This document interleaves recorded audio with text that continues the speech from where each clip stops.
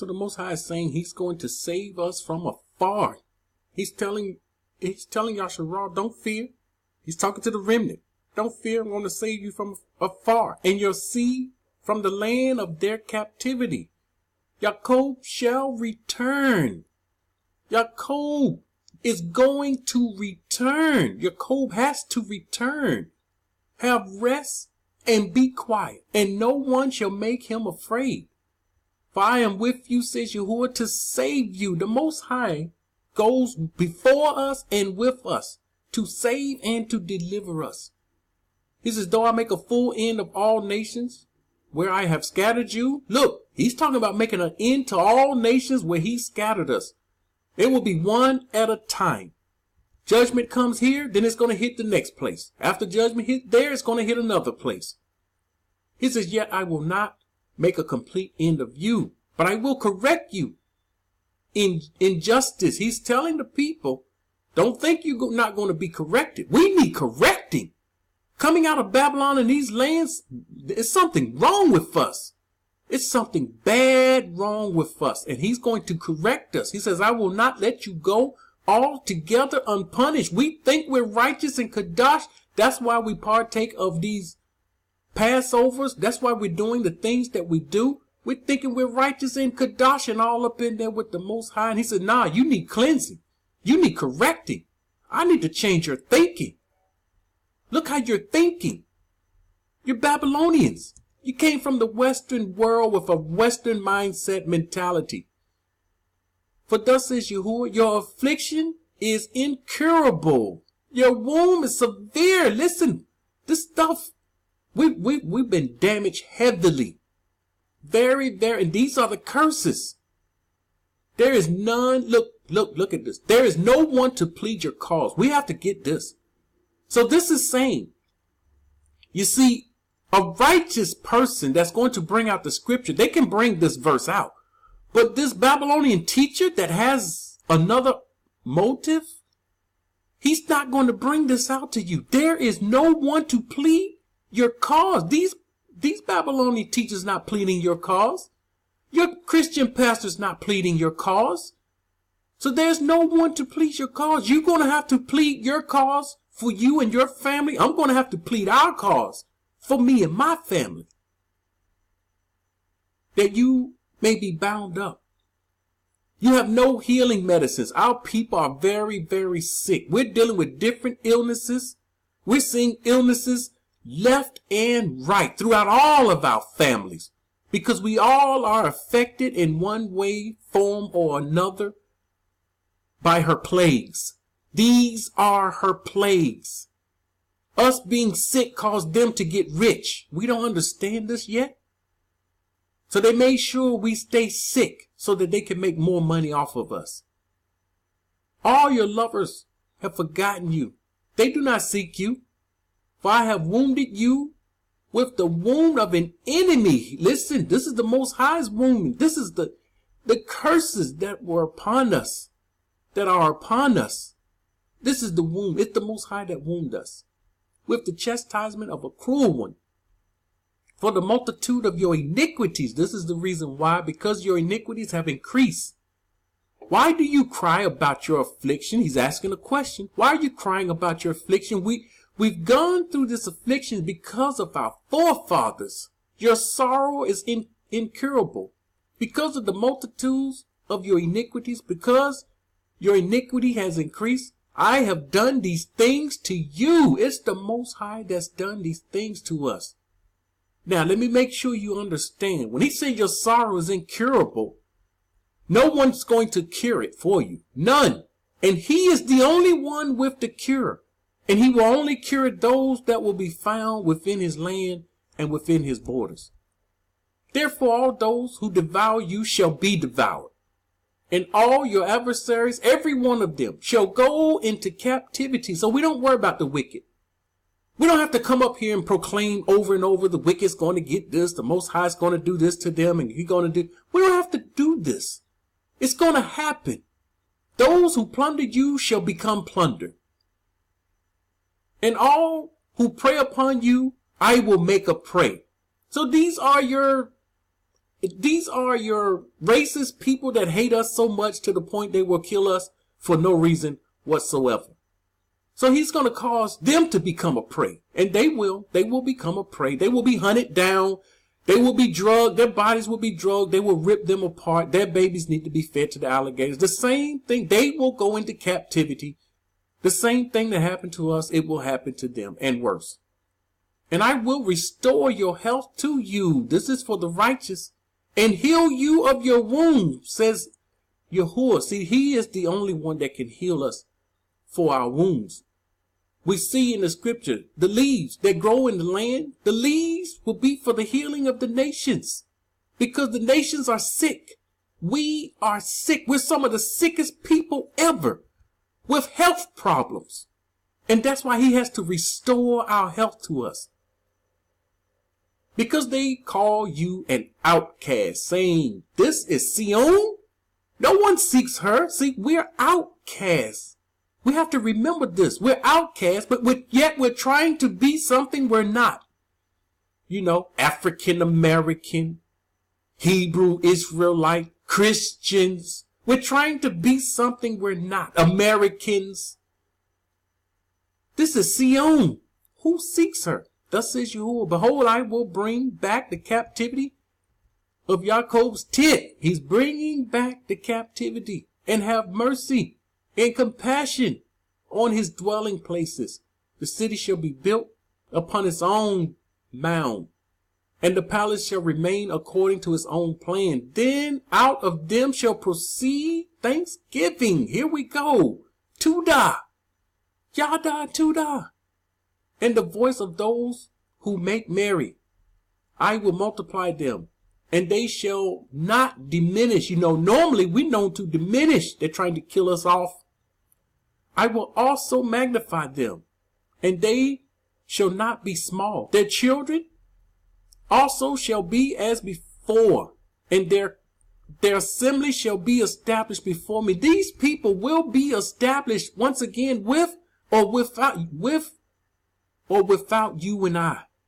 This assembly will be established, and I will punish all who oppose them. Their nobles shall be from among them. You see, we don't need any governors. We don't need any government in the world at this point in time. And their governor shall come from their midst. So this is saying our leader, no more government over us. Our leaders will come from within our midst. Then I will cause him to draw near, and he shall approach me, because we're afraid to draw near to him. For who is this who pledged his heart to approach me, says Yahuah. Who is this person that says, I'll come out, I'll get within the borders? He's saying, you shall be my people, and I will be your mighty one. The ones that come out and approach him, we don't understand what this is saying. The ones that come out and approach him and pledge his heart to him. Behold, the whirlwind of Yahuah goes forth with fury and a continuing whirlwind. It will fall violently on the head of the wicked. The fierce anger of Yahuah will not return until he has done it, and until he has performed the intents of his heart. In the latter days you will consider it. We are in these latter days. We consider this. We see it. We understand it. We know what's coming. We know what he's going to do. All right. Ezra 12:43-47. Are not the evils which have befallen us sufficient? We're being asked the question. Are not these evils that befall us, are they not sufficient? Isn't it enough? Therefore, if you forsake us, how much better it would have been for us if we had also been consumed in this burning of Sion. For we are no better than those who died there. We're no better than the ones that lived before us. Somehow or another, we think we're better. Our people walked out. They walked out. Our people fled. We don't have to flee. We're so much better. We're no better than they were. This is what the scripture's saying us. And they wept with a loud voice. Then I answered and said to them, take courage. Take courage, O Yashar'al, And do not be sorrowful, O house of Yaakov. Don't be sorrowful. Take courage. For the Most High has you in remembrance. And the Mighty One has not forgotten you in your struggle. The Most High, we are in our struggle. And the Most High has not forgotten us in our struggle. And He is here to get us out of our struggle. He is here to bring us up out of our struggles. But we must approach Him. We must come out of her. And we must get within the borders. 2 Ezra 2:34 and 35. Therefore I say unto you, O nations that hear and understand. He's talking to the people that hear and understand. Only the ones with understanding. If you are without understanding, if you have a lack of knowledge, He's not talking to you. He says, I say to you, O nations that hear and understand, await your shepherd. He will give you everlasting rest. Await. Here we go, waiting. We're waiting. Await our shepherd. He will give you everlasting rest. Most people don't know this shepherd. They have no idea who is this talking about. Who is this shepherd? And some people believe this is dude. Because He who will come at the end of the age is close at hand. When the end come upon Yashar'al, this shepherd that's going to come at the end of the age, the end upon Yashar'al and this shepherd coming at the end of the age, they are close to each other. This is what it's saying. Because we understand He's going to come. He's going to do something about the enemy slaughtering His people. They're going to be allowed to slaughter and kill the people until the Mashiach comes. And this Mashiach is not due. That's another rumor. That is another rumor. You have to put the scripture in its proper perspective. Verse 35, be ready. Be ready for the rewards of the kingdom, because the eternal light will shine upon you forevermore. Once again, this is the last captivity. Once this captivity, the Most High deliver His people. 2/3 in the wilderness get cut off. The 1/3 goes into the kingdom. Behold their rewards. He showed me the rewards. I saw the rewards. He showed it to me. So these people that get this reward, there will be no more captivity, no more punishment. It says the light will shine upon you forevermore.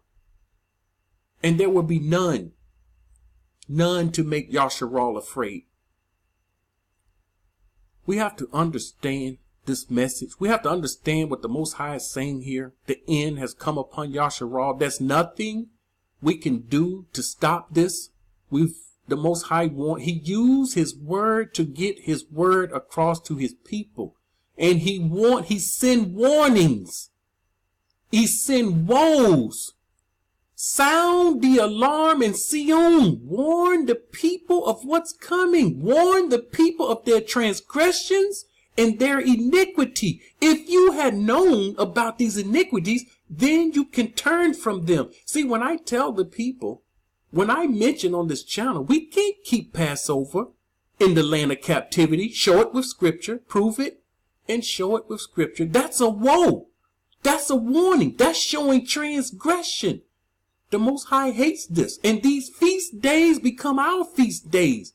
And according to Isaiah, He hates our feast days. So we need to understand these woes. And we need to take heed. And every woe the Most High give us, every warning He give us, we need to adjust accordingly to the woes. If you partake in these Passovers, stop it. You can't continue to do this. This is iniquity. But the iniquity is on our people, and the Most High is about to bring this end that's going to come upon Yashar'al, and there will be no place to bury their bodies. This is Yaakov's trouble. We just saw the examples in the scripture, and we just saw what's coming, what we will experience. There will be death and famine among Gui. I know people don't want to hear this, but this is what the Most High has for us today. The end has come upon Yashar'al. Make sure you understand what's coming and how He's going to allow this to happen. Shalom.